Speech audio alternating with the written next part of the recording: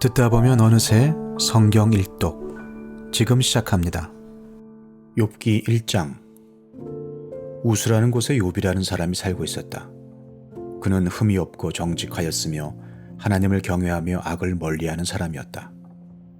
그에게는 아들 7과 딸 3이 있고 양이 7,000마리, 낙타가 3,000마리, 겨릿소가 500쌍, 암나귀가 500마리나 있고 종도 아주 많이 있었다. 그는 동방에서 으뜸 가는 부자였다. 그의 아들들은 저마다 생일이 되면 돌아가면서 저희 집에서 잔치를 베풀고 새 누이들도 오라고 해서 함께 음식을 먹곤 하였다. 잔치가 끝난 다음 날이면 욥은 의례 아침에 일찍 일어나서 자식들을 생각하면서 그들을 깨끗하게 하려고 자식의 수대로 일일이 번제를 드렸다. 자식 가운데에서 어느 하나라도 알지 못하는 사이에라도 하나님을 저주하고 죄를 지었을 수도 있다고 생각하여 잔치가 끝나고 난 뒤에는 늘 그렇게 하였다. 욥은 모든 일에 늘 이렇게 신중하였다. 하루는 하나님의 아들들이 와서 주님 앞에 섰는데 사탄도 그들과 함께 서 있었다. 주님께서 사탄에게 어디를 갔다가 오는 길이냐 하고 물으셨다. 사탄은 주님께 땅을 이리저리 돌아다니다가 오는 길입니다 하고 대답하였다. 주님께서 사탄에게 말씀하셨다. 너는 내 종 욥을 잘 살펴보았느냐? 이 세상에는 그 사람만큼 흠이 없고 정직한 사람, 그렇게 하나님을 경외하며 악을 멀리하는 사람은 없다. 그러자 사탄이 주님께 아뢰었다. 욥이 아무것도 바라는 것이 없이 하나님을 경외하겠습니까? 주님께서 그와 그의 집과 그가 가진 모든 것을 울타리로 감싸주시고 그가 하는 일이면 무엇에나 복을 주셔서 그의 소유를 온 땅에 넘치게 하지 않으셨습니까? 이제라도 주님께서 손을 드셔서 그가 가진 모든 것을 치시면 그는 주님 앞에서 주님을 저주할 것입니다. 주님께서 사탄에게 말씀하셨다. 그가 가진 모든 것을 다 네게 맡겨보겠다. 다만 그의 몸에는 손을 대지 말아라. 그때 사탄이 주님 앞에서 물러갔다. 하루는 욥의 아들과 딸들이 맏아들의 집에서 음식을 먹으며 포도주를 마시고 있는데 일꾼 하나가 욥에게 달려와서 다급하게 말하였다. 우리가 소를 몰아 밭을 갈고 나귀들은 그 근처에서 풀을 뜯고 있는데 스바 사람들이 갑자기 들이닥쳐 가축들을 빼앗아가고 종들을 칼로 쳐서 죽였습니다. 저 혼자만 겨우 살아남아서 주인 어른께 이렇게 소식을 전해드립니다. 이 일꾼이 아직 말을 다 마치지도 않았는데 또 다른 사람이 달려와서 말하였다. 하늘에서 하나님의 불이 떨어져서 양떼와 목동들을 살라버렸습니다. 저 혼자만 겨우 살아남아서 주인 어른께 이렇게 소식을 전해드립니다. 이 사람도 아직 말을 다 마치지 않았는데 또 다른 사람이 달려와서 말하였다. 갈대아 사람 세 무리가 갑자기 낙타떼에게 달려들어서 모두 끌어가고 종들을 칼로 쳐서 죽였습니다. 저 혼자만 겨우 살아남아서 주인 어른께 이렇게 소식을 전해드립니다. 이 사람도 아직 말을 다 마치지 않았는데 또 다른 사람이 달려와서 말하였다. 주인 어른의 아드님과 따님들이 큰 아드님 댁에서 한창 음식을 먹으며 포도주를 마시는데 갑자기 광야에서 강풍이 불어와서 그 집 내 모퉁이를 내리쳤고 집이 무너졌습니다. 그때 젊은 사람들이 그 속에 깔려서 모두 죽었습니다. 저 혼자만 겨우 살아남아서 주인 어른께 이렇게 소식을 전해드립니다.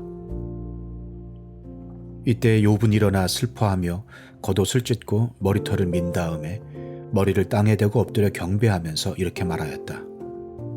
모태에서 빈손으로 태어났으니 죽을 때에도 빈손으로 돌아갈 것입니다. 주신 분도 주님이시오 가져가신 분도 주님이시니 주님의 이름을 찬양할 뿐입니다.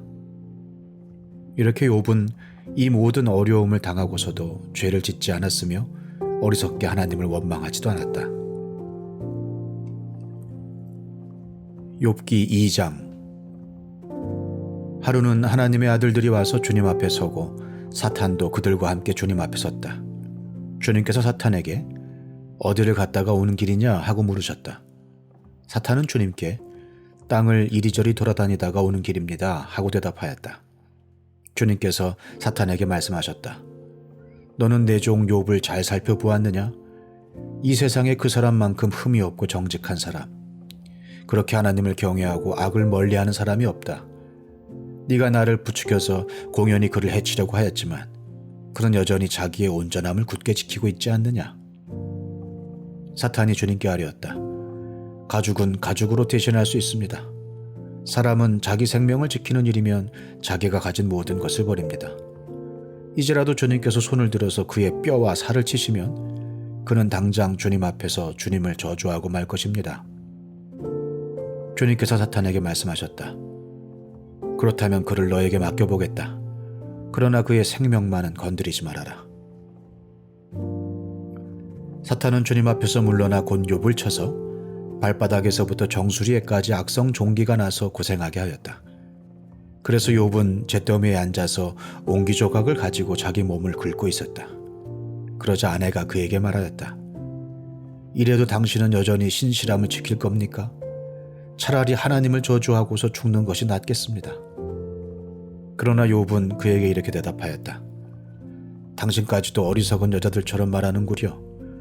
우리가 누리는 복도 하나님께로부터 받았는데 어찌 재앙이라고 해서 못 받는다 하겠소.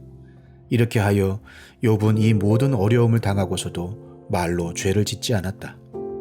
그때 욥의 친구 세 사람, 곧 대만 사람 엘리바스와 수아 사람 빌닷과 나아마 사람 소발은 욥이 이 모든 재앙을 만나서 고생한다는 소식을 듣고 욥을 달래고 위로하려고 저마다 집을 떠나서 욥에게로 왔다.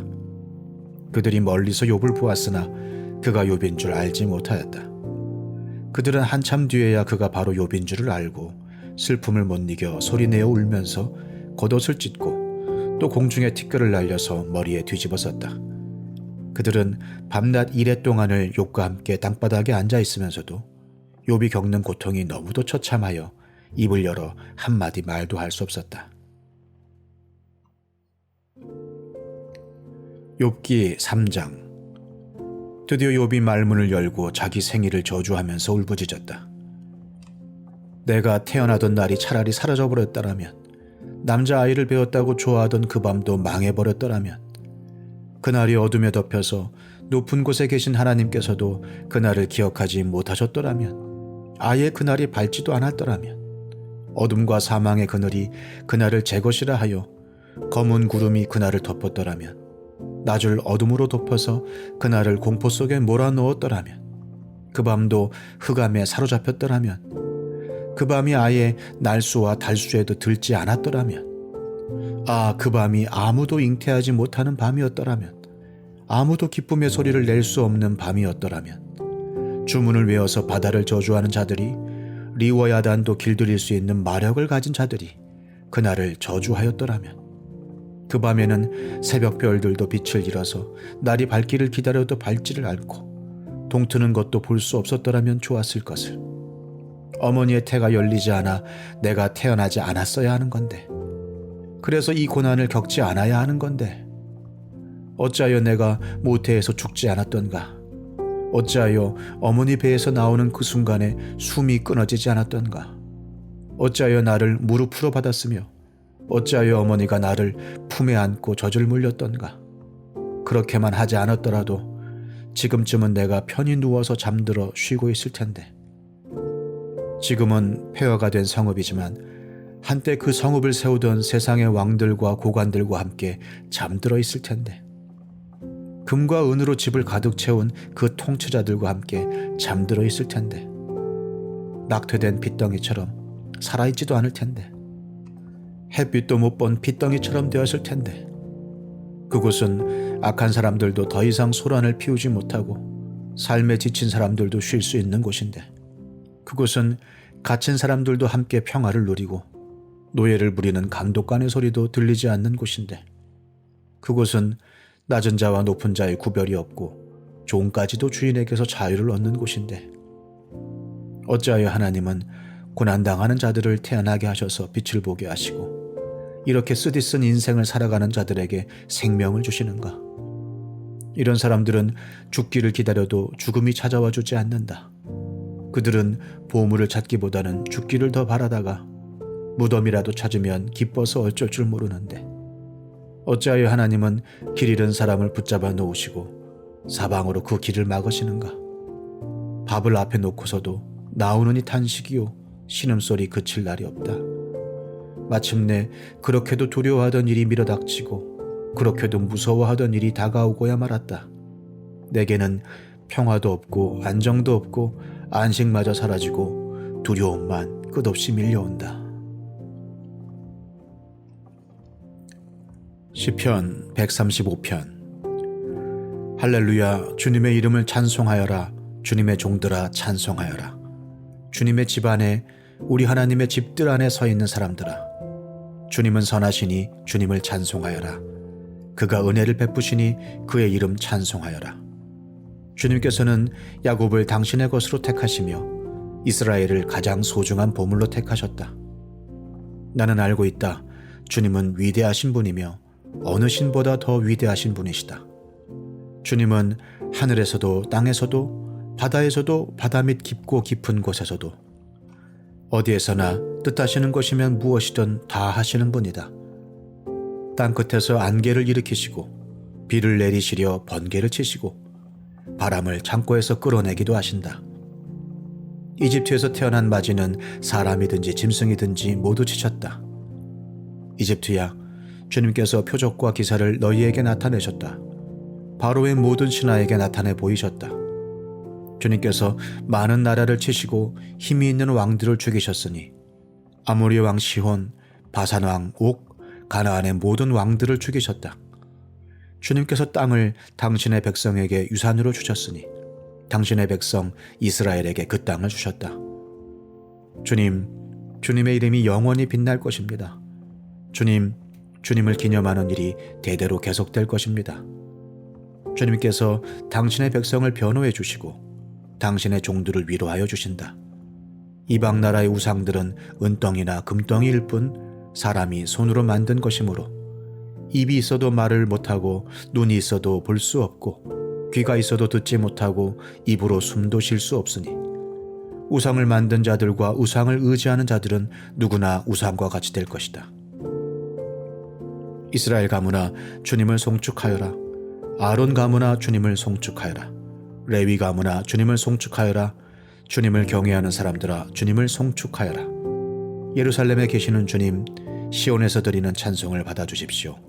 할렐루야.